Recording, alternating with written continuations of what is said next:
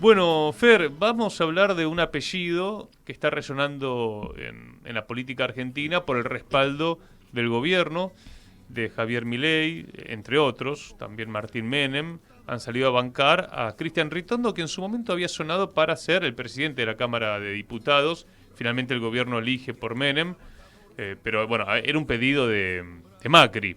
Cuando uno toma el balance de este primer año, la verdad que en términos legislativos el PRO le ha votado todo, han colaborado, han hecho la tarea que pidieron las corporaciones, ley bases sobre todo, y ni que hablar el decreto 70, y ni que hablar respaldar el veto a los jubilados, a la nueva fórmula, o también la ley de financiamiento de las universidades. El PRO ha sido oficialismo.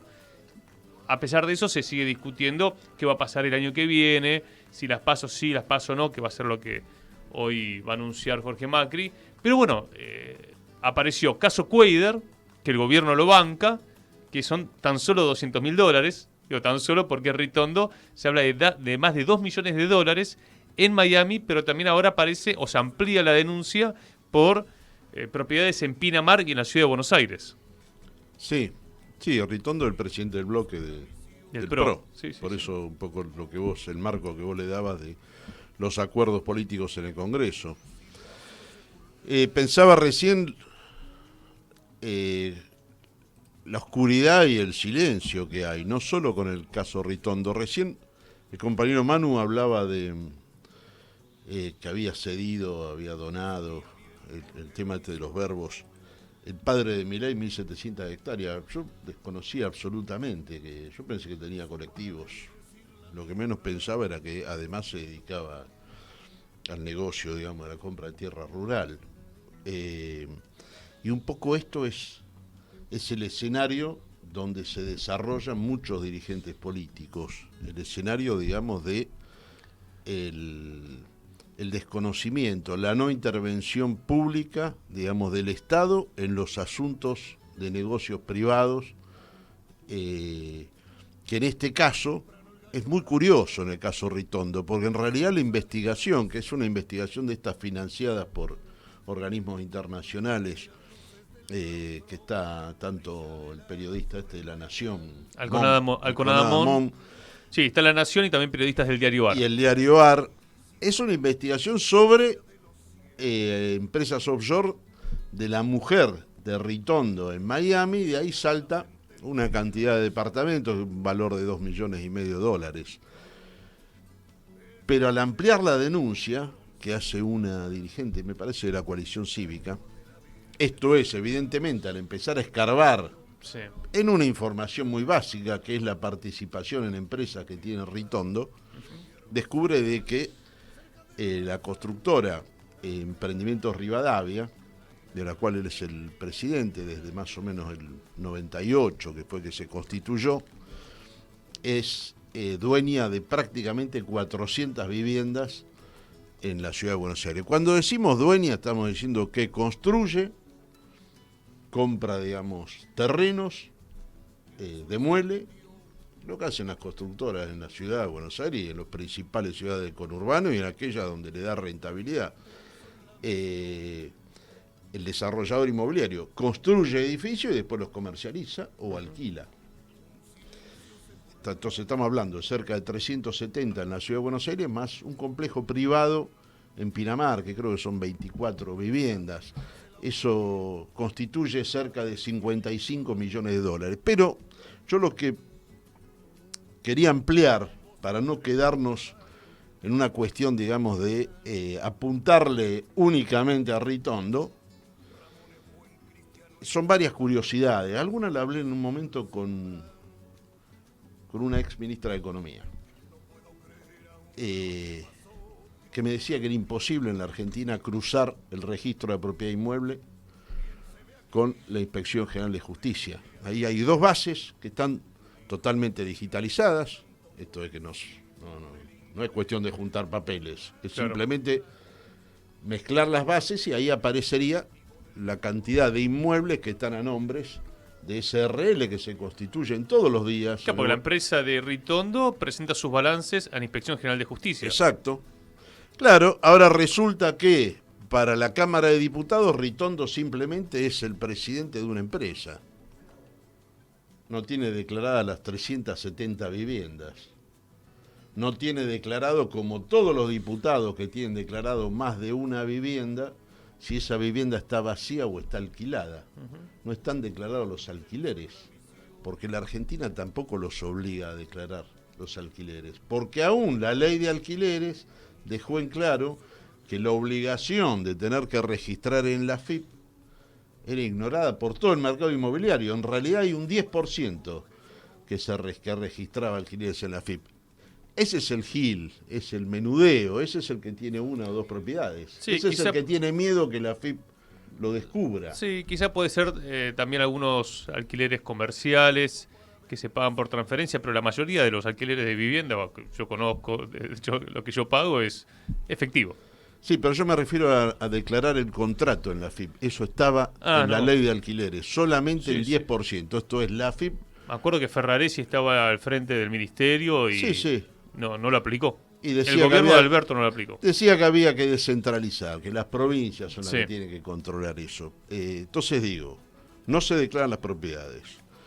La AFIP se encarga de no obligarlos, digamos, a registrar los contratos de alquiler. No se declaran los ingresos por alquiler. Obviamente que el alquiler se opuso el Congreso en su totalidad a que se especificara, esto es, a que se prohibiera, como se hacía en el 84, en la primera camada de diputados, digamos, de la nueva democracia, por así llamarlo, la prohibición de que se comercializaran, digamos, viviendas o se alquilaran en moneda extranjera. Tampoco eso se logró. También lo del CBU, de tener una cuenta bancaria, la obligación de poner en el contrato. Esto es, hay un componente que evidentemente beneficia a los locadores, porque en realidad en el Congreso es un conversatorio de locadores, es un conversatorio de gente que tiene muchas viviendas.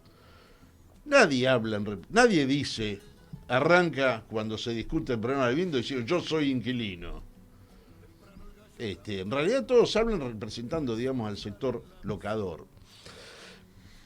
Y en esto quiero decir una franja de 4 o 5 meses, que en algún momento acá lo discutimos, inclusive creo que publicamos una nota en Radiográfica que creo que fue de octubre del 22.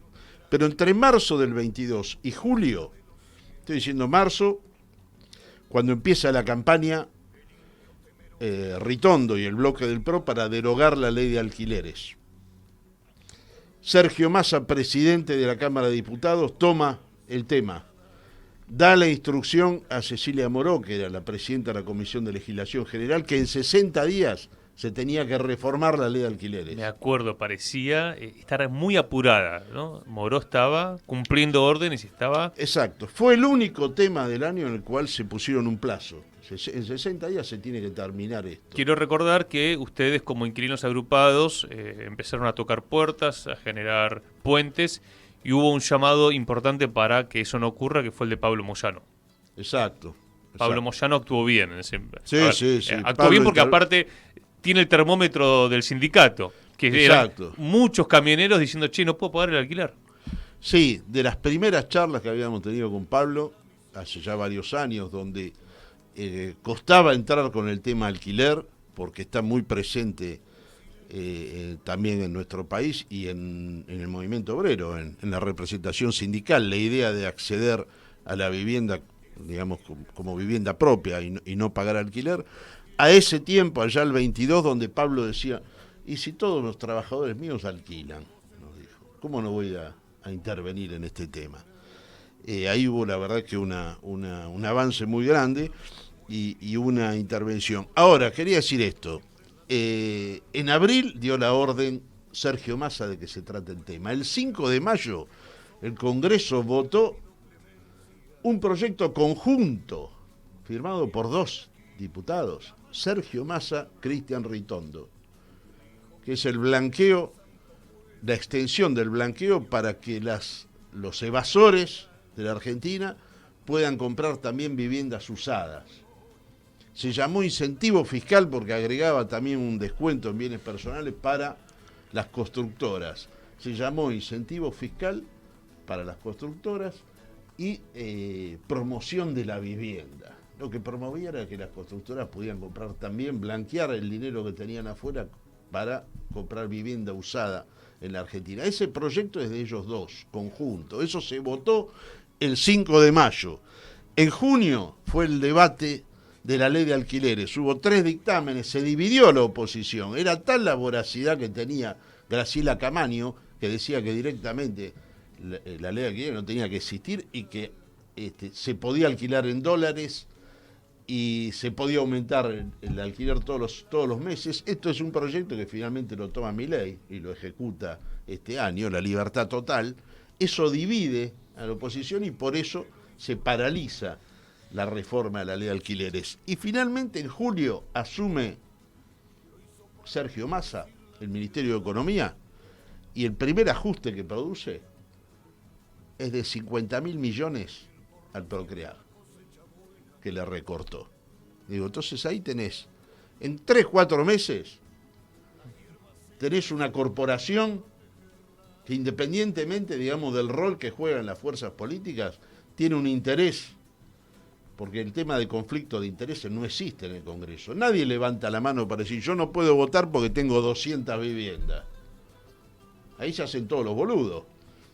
Y este pacto de silencio que hay con Ritondo es parte, digamos, de esa complicidad. Se le dio una importancia mayúscula a los 250, digamos, al físico, al tipo que llevaba la plata encima, y en cambio hay que esperar una información internacional para empezar a entender el capital, digamos, que tiene invertido en vivienda uno de los tipos, digamos, que más pesa, digamos, en el Congreso de la Nación. Sí, bueno, también pienso en Máximo Kirchner o en los Kirchner, ¿no? Que tienen una gran cantidad de viviendas y esto nunca se puso en discusión diciendo, che, bueno, son parásitos, son rentistas.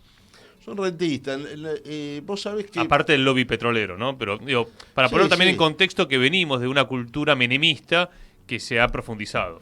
Sí, totalmente. Y que te diría que inclusive inició el menemismo con una burguesía nativa que fue liquidando sus empresas, claro.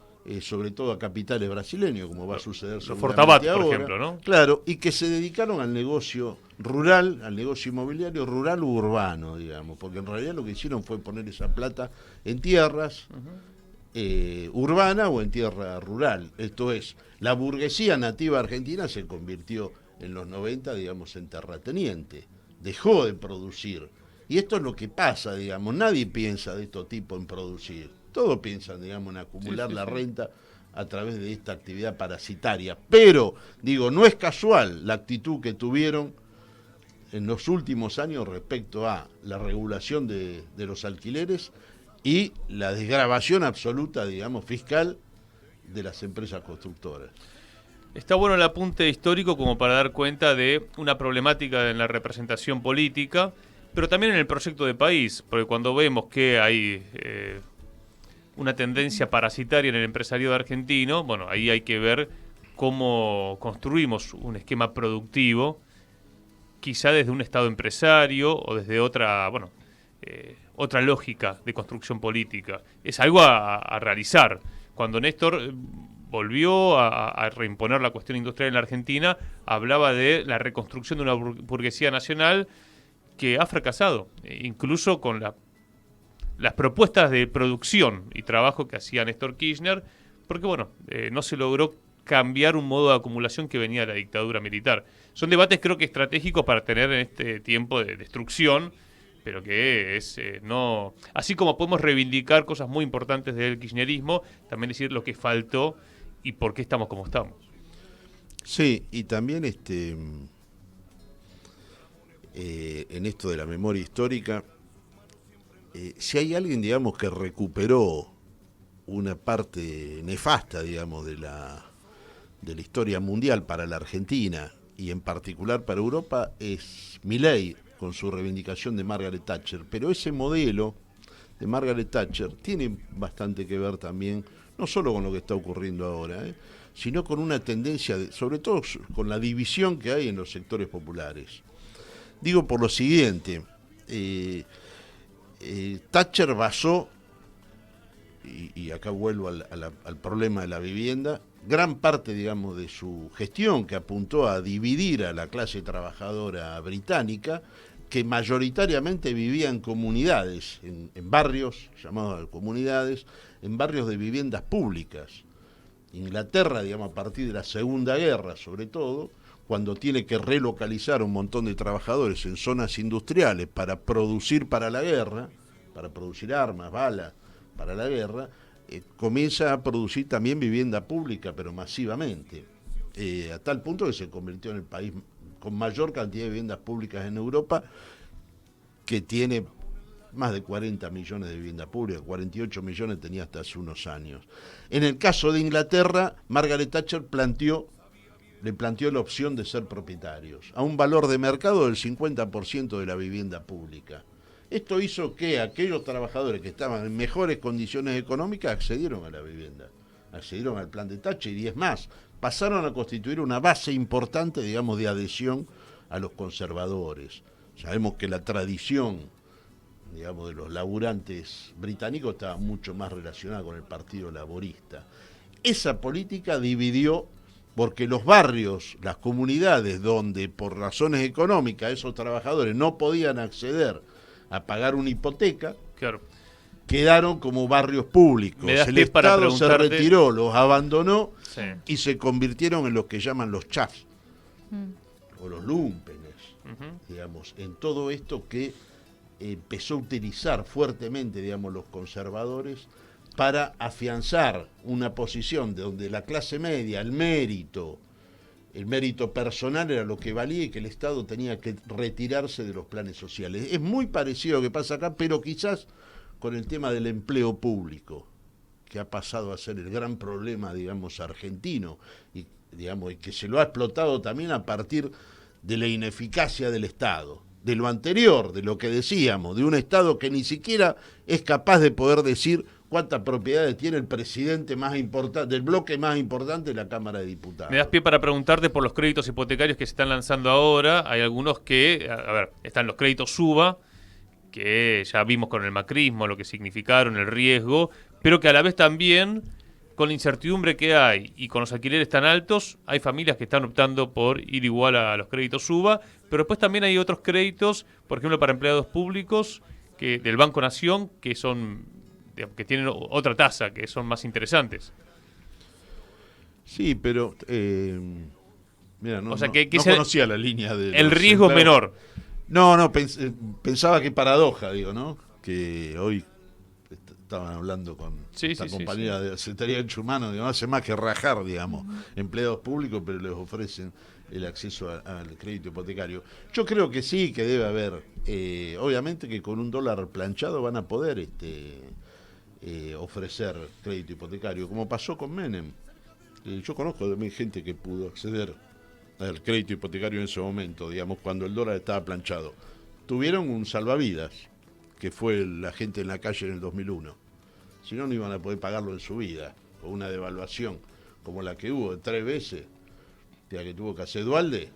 ¿Sabés dónde se le iba la cuota? Obviamente que el Congreso lo que tuvo que hacer el 6 de enero, con toda la gente rodeando la Plaza de Mayo y el Congreso, fue votar una ley diciendo vamos al salvataje de los bancos y todo lo que tienen deuda hipotecaria hasta $100.000 siguen pagando el valor de $1, $1. Esto es lo que pasa en la Argentina. Como me dijo un amigo y compañero, metete en un crédito hipotecario, total, en algún momento el Estado te va a tener que salvar. Sí, no tienen otra alternativa. Nunca terminan de pagarlo. Eso del treintanial, del crédito treintanial, que es lo que entraron muchos de los que tienen crédito UBA. Yo soy un seguidor en las redes de la gente que tomó crédito UBA y de los del Procrear. Hipotecados UBA. Y están todos hasta las manos, digamos. Hoy ahora está muy dividido el sector. ¿Por qué está dividido? Porque uno ve los comentarios. ¿De qué te quejás si ahora tenés un capital? El otro día veía una gente que alquila que tiene Procrear y que estaba en problema también, porque el Procrear, la última etapa, también se está yendo a medio a las nubes con el Casa Propia, que además lo votó por iniciativa de Unión por la Patria para aplicarlo a los alquileres, está muy por arriba de la inflación, el índice Casa Propia. Es una locura. Y el otro día le recomendaban, los mismos que accedieron a Procrear, alquilala, que con eso podés pagar la cuota y te podés... Claro. Entonces, obviamente que hay una cultura ya Parasitaria, sí. Parasitaria y mercantilizada en toda la sociedad, y es lo que pasa todo el día con las aplicaciones donde se pueden invertir en Mercado Pago y todo eso. Claro, lo que pasa es que si no hay una propuesta que haga un contrapeso, es difícil, ¿no? Y en esta demanda que hay de la militancia a la dirigencia de, bueno, dejen de diagnosticar y empiecen a proponer, a explicar qué es lo que hay que hacer. Y yo pienso en lo que decías del caso del Reino Unido y en la planificación del Estado, ¿no? Y la importancia que tiene el Estado, porque hace mucho tiempo que no se ve a un Estado planificando el acceso a la vivienda, ¿no? Y al mismo tiempo, además de la planificación urbana y todo lo que significa, ¿no? De desconcentrar las grandes ciudades. Bueno, pero digo, no hay ninguna propuesta en ese sentido. No se habla de la gran problemática que es el no poder acceder, el no poder ni soñar con la posibilidad de tener un pedacito de tierra que sea tuyo y de tu familia. Digo, es tan difícil que el Estado se encargue de, digamos, saliendo de esta lógica del crédito y demás, no sé qué otras posibilidades hay, pero que termina después en todo esto que contás, ¿no? La cultura parasitaria, de bueno, termino alquilando y transformándome en todo lo que siempre critiqué. Digo, ¿es tan difícil? Yo creo que no, pero el tema es si tenés la decisión política de empezar a construir otro relato. Claro. Que hay que empezar por ahí. Construir otro relato significa, digo, lo mínimo. Yo, como cualquiera de nosotros, camino y veo un montón de departamentos en venta que son viejos. Uh-huh. Vos decís, ahí hay gente viviendo. Sí. No me refiero a los grandes complejos a estrenar, sino que vos ves centenares de carteles en venta. Un Estado serio, como le gustaba decir a Néstor, va, toca el timbre y pregunta qué pasó. ¿Por qué vende? ¿Qué? Porque se va vamos a creer que van a una situación mejor, digamos. En general están vendiendo porque ya no tienen más plata, claro. Porque hay gente que perdió el laburo, hay gente que tuvo que cerrar el negocio. Ahora nadie pregunta ni quién compra, si el comprador ya tiene varias viviendas, ni quién vende. O sea, si ese pasa a ser inquilino. Entonces, lo que tenés que empezar a deconstruir es el relato. Esto es preocuparte, como Estado, de por qué hay viviendas vacías, de quiénes son, cruzar la información, publicarla, decir, miren cómo es la realidad. Terminar con el relato que son todos viejitos.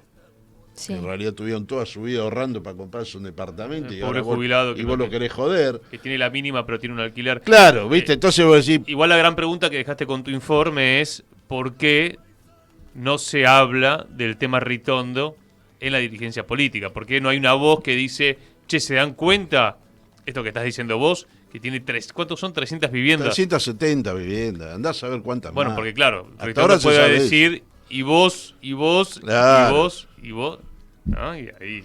O sociedades que debe haber. O negocios que se habrán armado a partir justamente de hacer proyectos conjuntos. ¿Cómo es esto de que se votó un proyecto que era conjunto entre Ritondo y Massa? Y que era de exenciones fiscales. Y no, porque estuvimos hablando con la Cámara de la Construcción y nos trajo la propuesta.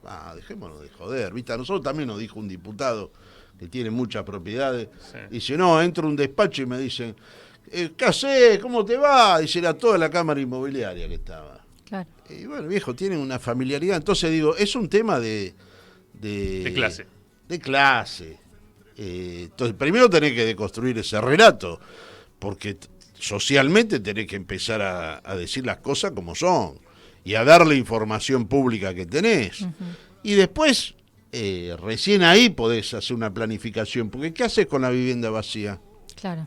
¿Qué haces? Un país que tiene prácticamente 15% de vivienda vacía. ¿Qué podés decir? Mirá, se van a destinar exclusivamente al turismo y las demás no se puede alquilar más al turismo. Claro, porque para eso están las viviendas que tenemos. Bueno, podés planificar de mil maneras, querés grabarla.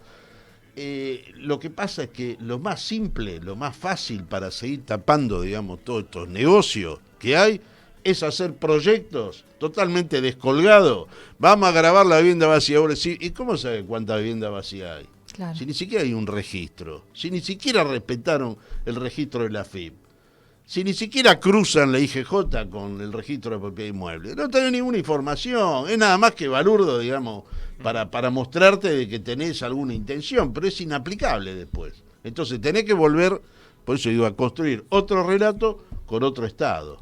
Fer, querido, gracias y felicidades. Bueno, muchas felicidades. Muchísimas gracias por todo el año que me abrieron las puertas en Radiográfica. Fernando Muñoz, Inquilinos Agrupados.